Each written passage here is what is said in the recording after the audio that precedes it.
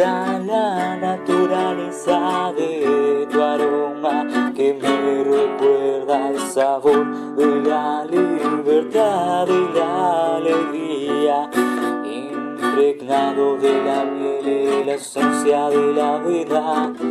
Tu cuerpo que me llena del deseo de amar y unas enormes alas que nos llevan al delirio y al final,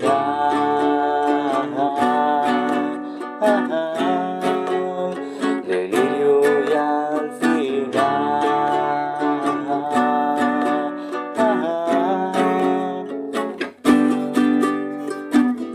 Amo la vida a pesar de que no creo en ella.